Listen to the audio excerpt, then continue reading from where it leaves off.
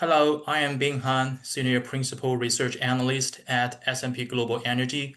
Today, we will look at how renewable generation is growing rapidly, but the power grid is struggling to keep pace, and how China is managing its next phase of power transmission and distribution. China now operates the largest and most complex power grid in the world.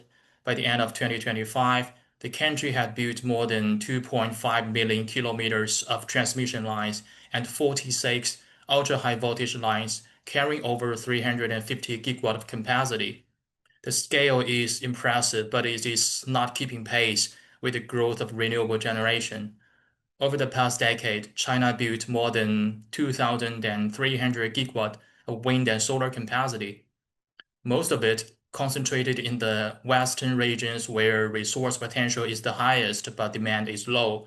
This means the grid must carry huge volumes of power across long distances to the coastal demand centers. That imbalance is now showing up as rising curtailment. After years of decline, curtailment rates began to rebound in 2024, and by 2025, nearly all provinces saw higher curtailment than in the previous year. In some specific project cases, generation dropped by 10 to 30% simply because the grid could not absorb the power when it was produced. A major challenge is timing. Solar generation peaks at midday, but demand profiles peak in the evening. Wind generation also dips during summer months, just as cooling demand surges. These daily seasonal mismatches mean even when power is available, it does not always match when power is needed. Another limiting factor is the utilization of the UHV lines. Many UHV assets are at only 30 to 50% utilization.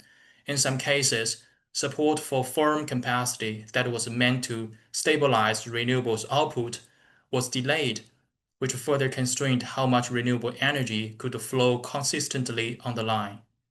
And the bottleneck is not only in long-distance transmission. Distribution networks in many provinces are now saturated. While renewables investment has accelerated sharply, distribution of grid investment has not kept the same pace. All of this leads to a simple reality. China is still investing heavily in power grids, with over 850 billion yuan invested in 2025. But even with this momentum, renewable generation is growing faster than the grid's ability to move, balance, and deliver it. The next phase of the energy transition depends on grids to catch up. Generation is expanding rapidly. The constraint now is the network that carries it. Thanks for watching, and for more content on the future of power grids, stay tuned to S&P Global Energy RedThread.